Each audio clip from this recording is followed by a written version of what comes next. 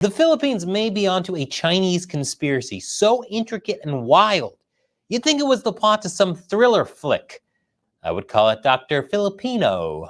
Town Filipino Mayor Alice Guo was accused of being a Chinese spy and suspended as mayor with no pay up to 6 months while the investigation plays out. Do you want the latest information for Philippine expats and expat vloggers? Then you are in the right place.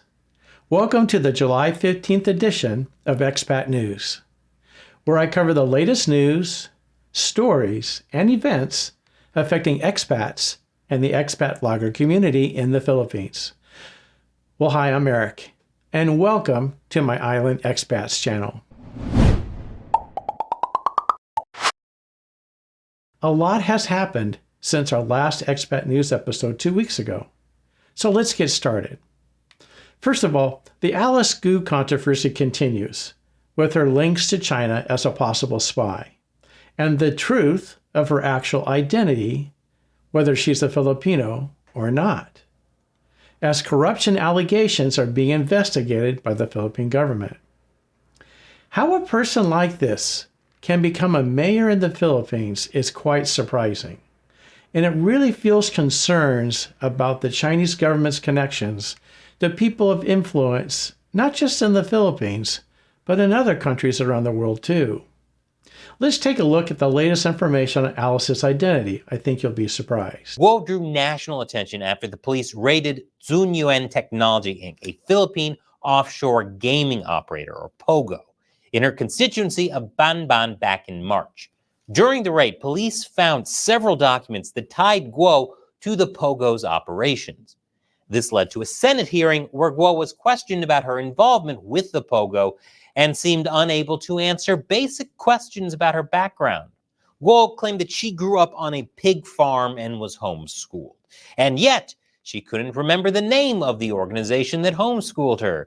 She also said that her birth certificate was only registered with local authorities when she was 19 because she was born at home and not in a clinic or hospital. And you know how busy people can get. I mean, who has time in 19 years to do something as unimportant as get a birth certificate?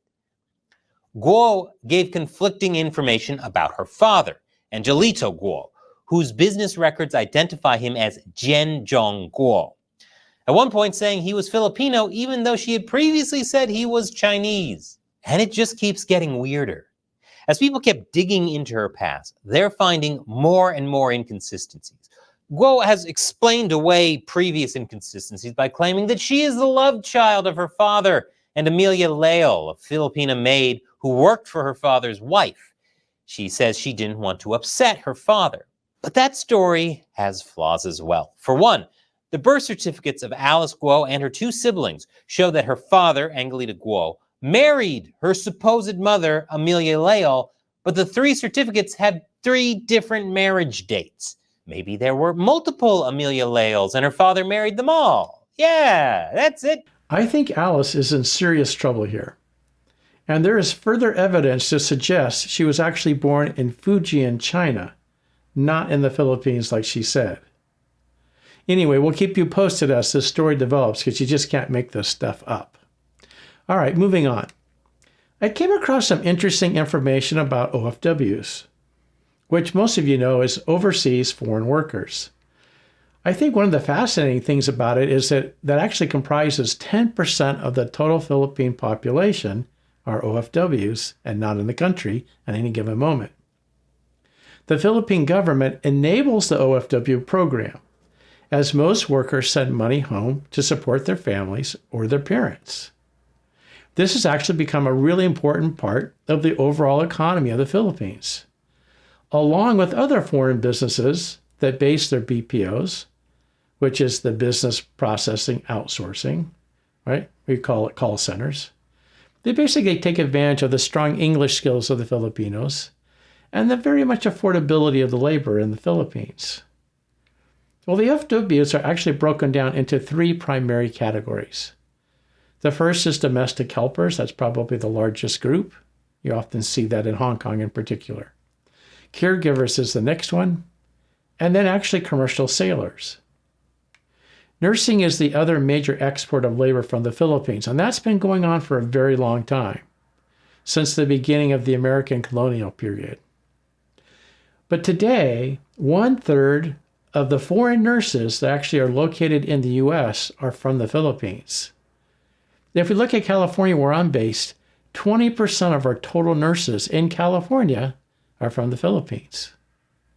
Let's take a look at this clip, which gives us a further breakdown of where the OFWs actually go by country. It's quite interesting. Thousands upon thousands of domestic helpers socialize on cardboard scattered across parks, walkways, and sidewalks on their one and only day off. 55% are from the Philippines, and virtually all women. A similar dynamic, but for men, plays out on the high seas. Filipinos make up 1.4% of the world's population, but roughly 30% of the world's shipping crew. Take a cruise, for instance, and there's a very good chance you'll have a Filipino maid, cook, or server. It's not just low-skill work either. 1/5 of California registered nurses are from the Philippines, despite comprising only 4% of its population. On any given day, 10% of all living Filipinos are employed overseas, 2.3 million of which are temporary workers. The reason may seem obvious. Money. The average nurse can make 15 times more working abroad. Even domestic helpers make far more than they would at home. But why the Philippines specifically? The country is neither the world's largest, fastest growing, nor even poorest potential source of labor. Being the cheapest is a tough competitive advantage to maintain in a world of 7 billion people. There will always be someone somewhere more desperate.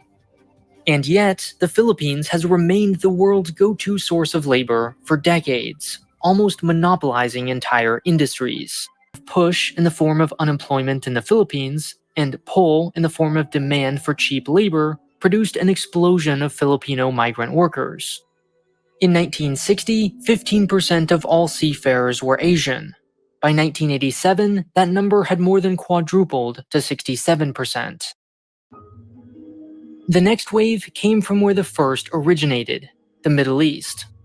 The Gulf states had grand visions for what to do with their new wealth, but no one willing to actually build their underwater hotels and giant empty picture frames. That's where foreign labor comes in. Today, 26% of Filipino migrants work in Saudi Arabia, 14% in the UAE, 6% in Kuwait, and 5% in Qatar. A significant portion of the rest work in Hong Kong or Singapore as domestic helpers, doing the laundry, childcare, cooking, cleaning, and everything in between for middle-class households. Our next topic is the divorce bill, as it's been working its way through the House and the Senate and the governmental process. It's interesting to me that annulment is legal in the Philippines, but divorce is not. It seems like kind of a fine line to me. Although I did have a conversation, actually asked this question of someone that went through it, a Filipino that actually got annulled. And what was the answer to me was that it's a more personal process. You see, in the U.S., you just basically check the box irreconcilable differences. And the court doesn't really care about things like girlfriends, boyfriends, infidelity, and all that stuff. They don't really want to hear it. It doesn't play into the proceedings. It's not the case in the Philippines. And in the Philippines, you have to go to court and explain what happened and why you need this annulment. In fact, you have to get a psychologist to actually do a report on the individuals involved and give kind of a psychological update as what's going on with these people. So I guess it's a much more personal process.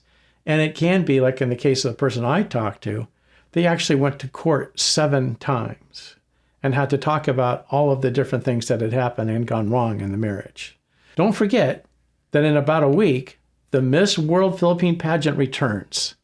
Remember, it skipped last year, and it's actually scheduled for July 19th, just a few days away, at the Mall of Asia Arena, if you happen to be in Manila, which is coming up shortly. On expat news, several of the expat bloggers have been talking about setting expectations when moving to the Philippines. Rike had the following to say on this topic. Let's take a look at the clip. There's this recurring theme among comments and a couple of vloggers that have basically, I don't know where this is coming from. Well, I kind of know, but it's this idea that somehow the dating scene has changed in the Philippines, that it's not as good as it used to be, that ever since the whole shutdown, that women, Filipinas, are not interested in foreigners as much. And so I wanted to kind of dispel, or at least share with you, why I disagree with that 100%. It's just not true. Now, let's look at some figures. In 2019, before everything hit the fan, the number of tourists total coming into the Philippines was 8.2 million. That is a total of everyone from every country. That is United States, Australia, UK, Canada, Australia, but also China, Korea, Japan, and all that. So 2019, 8.2 million visitors to the Philippines. Now, in 2024, the number is now 5.2 million. So there are 3 million less expats in the Philippines than there were 4 years ago. There are less expats in the Philippines, which means there are, depends on how you want to look at it, there are more Filipinas per expat, or there are less expats for every single Filipina. Either way you cut it, the competition is not high. It wasn't high to begin with 4 years ago or before. So the odds of being a favored commodity in the dating realm here in the Philippines is actually better than it was 4 years ago. So why do foreigners come to the Philippines in the first place? The first is affordability. It's just less expensive to live in the Philippines from a housing standpoint in particular. The second is traditional values. The third is a very respectful culture. The fourth is it's a very family-oriented, friendly, and accepting people. Some of the friendliest people in the world is what I say. And number 5, a lot of people come to make new relationships. It's no secret that most Filipinas make great wives. But I also hear, from a social standpoint, that there's a lot of expat and Filipino-type relationships. You know, Western countries like the U.S. right now, they just seem to be at a crossroads with change. Change in traditional values. I can't remember a time where there hasn't been more divisiveness. I even am wondering about what they say in the court about the laws after the last month or two. Now the laws are to somebody's political favor, not what was actually just and right. So I'm very confused by that whole thing. Anyway, honestly, many have had enough and are just tired of the politics in the U.S. and other Western countries. So they head to the Philippines, where things like feminism, wokeism, gender identity, and other unwanted changes are just not an issue. Look, I'm not saying the Philippines is a perfect place. I don't think there is one. But for many, it is like it's stepping back into time 50 plus years ago to more traditional family values. I don't know why we are on the path that we are in the U.S. I find it very destructive. But don't get me off on that tangent. Let me keep going through the rest of this. Let's continue on with expat news. That's what this channel's about in the first place, right? That's why you're tuning in. So let's get back to it. All right, Sunshine Shoulders. He's decided to rent a beach house for about $750 per month right on the water in Sequoia Island as his second home.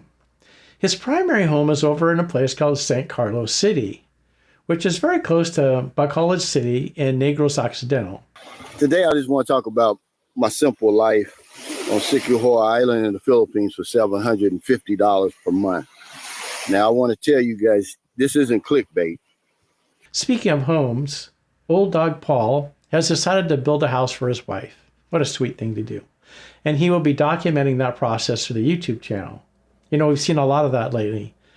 We just had FinnSnow and his fiance just finish their house there. And there's been several others recently, especially in the Darwin area. But if you're interested, check out Old Dog Paul, who's in the same area. Alrighty then, tubers, Tibets, and of course, crazy people. This is going to be the first of, I imagine it's going to be several progress reports on the build of our house. It was back in December, going back 6 months ago, that I purchased a piece of land for my wife and myself. And then fast forward to today, which is almost the end of June, practically 7 months, that we are beginning the first phase of building. Since we're getting caught up on things, let's talk about Kyle Jennerman of Becoming Filipino, as he actually was made a Filipino citizen by President Marcos, which is amazing because I thought you had to be born into the country for that to happen. But I guess he's done enough good for tourism and all of that, that the president made him a Filipino citizen. So congrats to Kyle. There was another award given out for tourism this week. It was given out to Susie in the Philippines.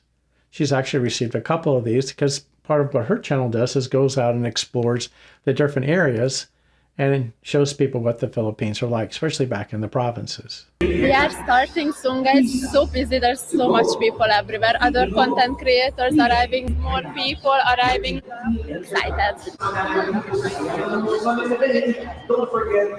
Miss Susie Corpus. Hi, Susie. Hi. How are you? I'm very good. What's very your excited. What's your nationality, if I may I'm ask? Hungarian. Oh, I'm Australian. I'm half Filipino, half kangaroo. I'm full Hungarian, but Pinoy at heart. Oh, great. Yeah. How long have you been in our country, the Philippines? I first came in 2014. Wow. In total, I've been here for 7 years. But the Philippines is so beautiful, and I hope open to visit the whole country, focus on the whole country, all the provinces, because every single province in the Philippines have something beautiful. Thank you, Susie, for loving the Philippines. Thank you so much. Here is Susie Corpus Fazekas of Susie in the Philippines.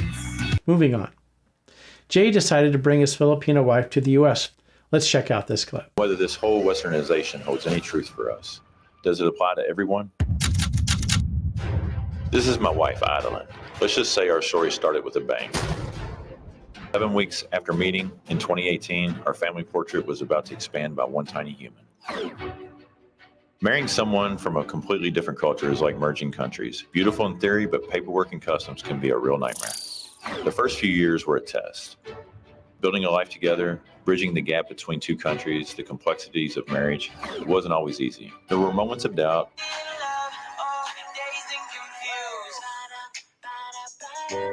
moments where we questioned if it would work. But through it all, she finally learned I was the captain of this ship, and she... That's not the script. I finally saw she was my equal. There was an unwavering love, a commitment that grew stronger with each challenge. Is that good? Absolutely. Through it all, though, we knew one thing for sure. We were a team.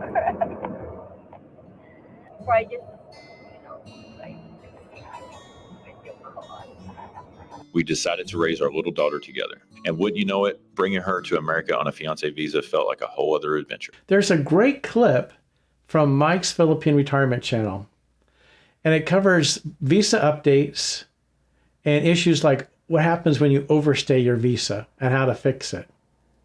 There's some great discussion also about how do you open a business in the Philippines. There is a way to do some of this stuff. So take a look at this information from the interview because it's quite fascinating. Here's some of the highlights. Visas today, and we're going to talk the SRRV visa. Any changes coming up on that visa? Is everything the same? So the SRRV is the Special Resident Retirees Visa, and there's actually a new change to it. I know on the previous videos I discussed about the police background check. Before, you could do it here in the Philippines through getting an Interpol clearance, but now you have to get the police background check in your country, so the US. And people have been telling me, oh, can I get it there in the Philippines? Can I do, especially the apostille? So the apostille is basically the authentication of that document, which you have to do at the Secretary of State Department in the state where you reside. And if I can do it in the Philippines. Now, we've tried so much to figure out a way to do it for you from here in the Philippines, but it's impossible. So you have to do it there. And then going back to the police background check. So I get a lot of questions wherein, oh, I had a DUI. Oh, I had like this minor offense. She's not talking about me. Or am I? All right. You'll never know. You will never know. So I had a minor, criminal charge. I got a speeding ticket, and everyone's always like, is this gonna, like lower my chances of getting an SRRV? Well, no. Well, actually, never. She keeps looking at me when she's talking about all these legal problems. All kidding aside, we've noticed a lot of people having problems. You had Paul World Zoom. He applied for a 13A, I believe, and he got arrested and put in detention. I'm not going to call it arrested. And nobody knows where that's going or the reason for that. There's other people who are in detention for overstay for a long time, and they've been in detention for a long time now, 2 years. So getting that background check, and even I was worried doing my 13A of something in my past.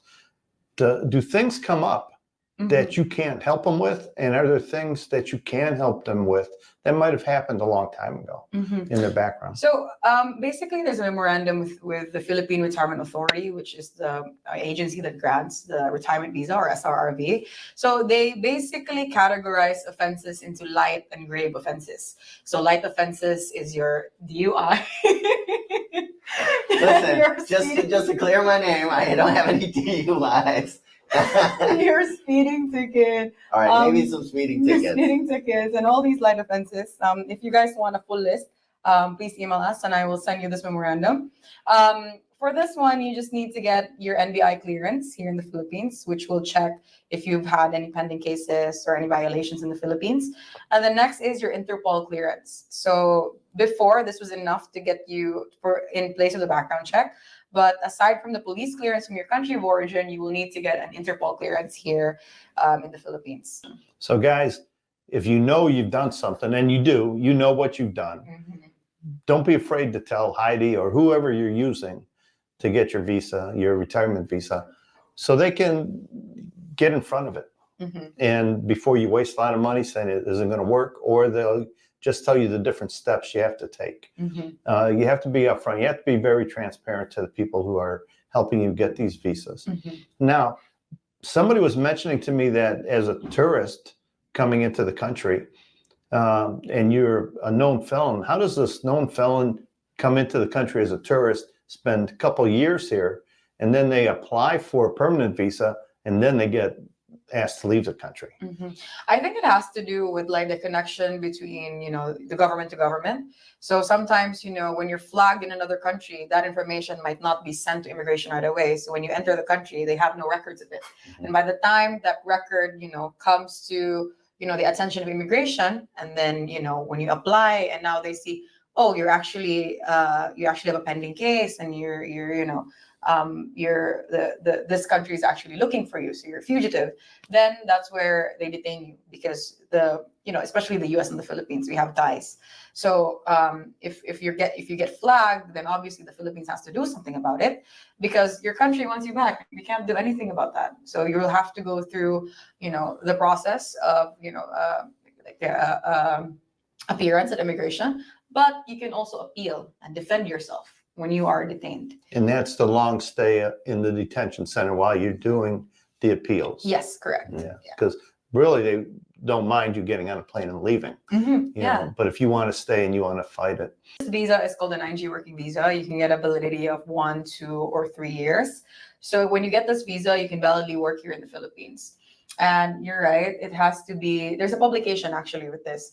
So the company that will sponsor your visa, so you cannot just apply right away for a working visa. You actually need a job like waiting for you in order to apply for the 9G working visa. Now there's a publication that will basically post the job ad. It's done in a newspaper for some reason. And then there's a certification that will say that no Filipino has applied for this job. You also have to, my suggestion really is to have like a special qualification and what makes you stand out, because the goal is to hire him, right, and work in the Philippines. So I would use that angle, and then make sure it's that person is qualified enough that no other, you're not stealing jobs from Filipinos. Yeah, that's the whole gist of it. But a company, if they're bigger, they can hire a certain percentage of foreigners, or they cannot. Yeah, they can hire. So it has to be, you have to have Filipinos, of course. So it's still like 60-40, where you have to have this X number of Filipinos before you can hire a foreigner. Yeah. Yeah. So guys, you need to find the job first, and then the job applies for the visa for you. Which is where if you own a business over here, like I do, there's different types of business investor visas as well. Mine's called a SVEG, Special Visa for Employment Generation. And you have to have 10 or more full-time employees where you're paying regular benefits and all those type of things here in the Philippines. And then it takes a little while, but it's been a pretty painless process. And so that's another option for people here as well that might want to start their own company like I did. In other news, Dean the expat, he gives us his perspective after living in the Philippines for 5 years and the change that he's actually seen. He's based in Iligan City, which isn't that far from CDO on Mindanao. And he's seen a real change in the economy in particular. So it's an interesting watch if you want to check it out. When I moved to the Philippines 5 years ago, things were so different. There's been so many changes that's happened over this time that I've lived here. Some changes are good, some changes not so good. But let's talk about the good stuff first, right? First thing that I think is good is the economic growth. The Philippines has seen a lot of economic growth, considering that a lot of foreign investors are starting to really come to the Philippines to invest in like real estate and all kind of other sectors. And it's making, the place look better. You know what I'm saying? Like there's more buildings being built, you know what I'm saying? A lot more big condos, stuff like that or whatever. I'm already thinking about moving to the BGC. It is nice out there. Damn. Philippines is next, dude. I'm telling you, this is a place that you want to come. If you want to invest in anywhere in Southeast Asia, this is the place. Even me, myself, I'm about to start doing some small investments. Now, I ain't a billion, gazillion, millionaire, but I'm going to start doing some small investments as far as like real estate, the condos that are being built. Dude, there's even a lot of stuff being built here in Iligan City. Yeah, the city of majestic waterfalls, this small city, they're building new malls here. In about 2 years, they're going to have a new SM mall here. Everybody always says, Dean, go to SM. Well, guess what? Right now, it ain't no SM. Not in Iligan, but they're building one. That will do it for this edition of Expat News. Be sure to like and subscribe and hit the notifications button so you can be notified of future videos. Please let me know in the comments section your thoughts on this edition of Expat News. If there's any other content you'd like me to focus on, please let me know in the comments. Thanks for watching. Oh, and one last thing. If you haven't seen my Expat Challenge video yet, where I ask our viewers where I should move to personally in the Philippines, then check out this next video. I will go to the most popular locations mentioned by the viewers in the comments section in my upcoming trip in September to see if it's a place that I can move to. So check it out in the link below, right here. Thanks for watching. Bye for now.